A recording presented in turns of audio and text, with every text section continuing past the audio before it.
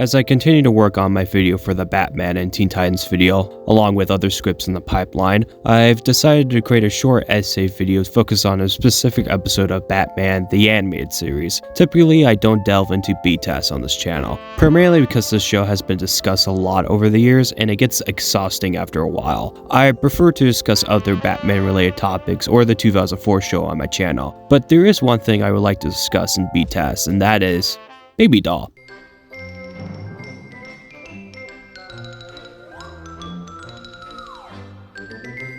Recently, I've been rewatching some classic BTAS episodes, and the one that stood out to me was Baby Doll. This episode was a favorite of mine as a child, although I never quite understood why at the time. The story is straightforward. Baby Doll kidnaps her former co-stars, and Batman and Robin step in to save the day. It's a grounded story unlike other episodes of the show. It lacks any fantastical elements or superpowered villains. However, after revisiting it as a young adult, I think I've uncovered the reason why I like this episode. To clarify my thoughts, I'll take a closer look at the episode's plot and break it down. Baby Doll is an original character created specifically for BTAS, similar to other original characters like Harley Quinn and Lockup.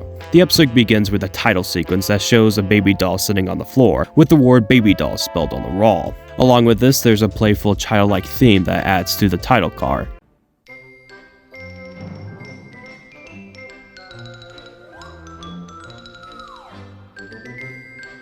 I wish I could analyze this particular piece of music more thoroughly, but I am no music guy and I can't explain why I love this score particularly. I wish I could because it's incredibly well made by Shirley Walker and the rest of her team. But enough about music. The episode kicks off with Baby Doll kidnapping her former co-stars. Batman is later summoned to Gordon's office to help unravel the mystery behind these abductions. This is where we delve a little bit deeper into Baby Doll's backstory. Her real name, Mary Doll, was a famous actor in a TV show called Love That Baby. She's also born with a rare medical condition that allows her to age mentally, but her body remains that of a child.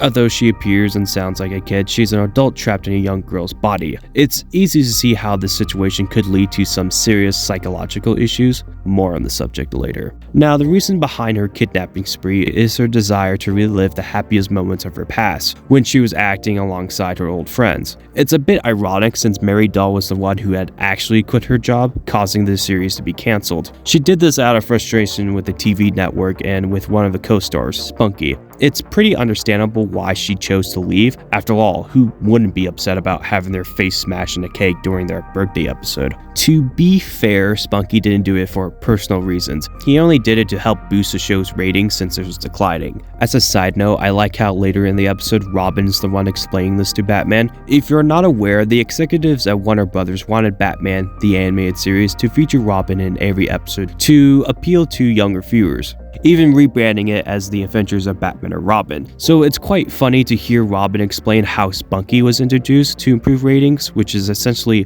what he's doing. Getting back on point, Baby Doll struggles about reliving the past is something I think a lot of people can relate to, including myself. Now, Mary had tried her best to move on and recapture that feeling again, auditioning for more serious acting with no success. And when she tried to get her show back up again, the network rejected her idea. It's quite sad to hear that Mary Doll was getting rejected and slowly being forgotten about, which is why I think her final plan is alarming. After getting her revenge on Spunky by shoving cake in his face, Mary instructs one of her henchmen to ignite a stick of dynamite, essentially dooming everyone present. The scene reveals a few key insights about her character. Firstly, Mary appears unfazed by the prospect of dying in this explosion. She's seemingly willing to meet her end and alongside her co-stars, rather than face the harshness of reality. This raises another point for discussion. It seems that Mary's plan was not just to get exact revenge on Spunky, but also take her own life in the process, along with everyone else. This wouldn't be the last time Mary attempted to end her life, as seen in TNBA.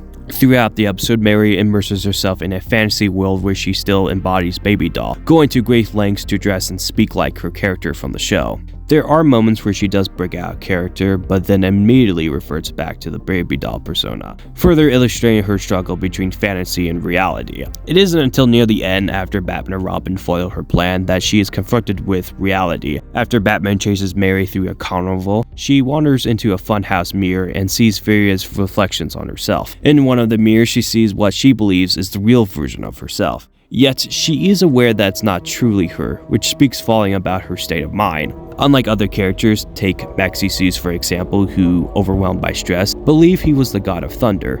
Mary is not delusional. She is fully aware of her actions, which is why I believe her plan to detonate herself was a deliberate choice, a way to escape from confronting the harsh truths of her life. Her heartbreaking moment of shooting at her reflection powerfully symbolizes her struggle to let go of a part of herself while grappling with reality. I appreciate how the episode wraps up with Batman providing comfort to Mary. This is just one of the many reasons I'm a huge fan of the DCAU portrayal of Batman. Throughout shows like Batman, the animated series, The New Batman Adventures, and Justice League Unlimited, he is consistently demonstrating compassion towards his foes. Instead of opting to throw them back in jail, he often chooses to save them. There are plenty of instances where Batman reaches out to help his enemies.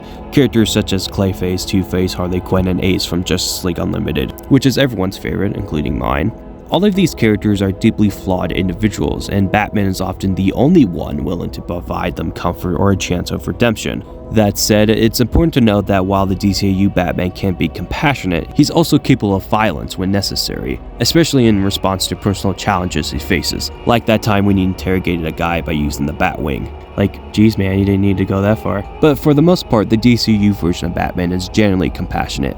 To wrap up my thoughts on Baby Doll, I believe the reason this episode resonates with fans is its relatability themes of discovering identity and trying to recapture the past. I'm aware I didn't touch on every aspect, especially Mary Doll's physical appearance and its potential psychological implications, but I believe I highlighted the main points in this episode. Overall, I really enjoyed Baby Doll. The animation remains consistent throughout, which isn't always the case with other episodes. There are some striking visuals like the scenes where Batman is a silhouette, and the final shot of Batman comforting Mary. While I'm not sure if it ranks as my absolute favorite episode, it definitely sits at top 10 for me. Anyway, that's my take on Baby Doll. I love to hear your guys' thoughts as well, so feel free to comment if you enjoyed these shorter videos. As for my upcoming content, I'm working on finishing the Robin video, but that's going to take some time. My next video will probably be about Batman Begins, given that it just hit 20 years old, so yeah. Anyway, this is Blue Knight Beyond, and I'll catch you next time. Bye.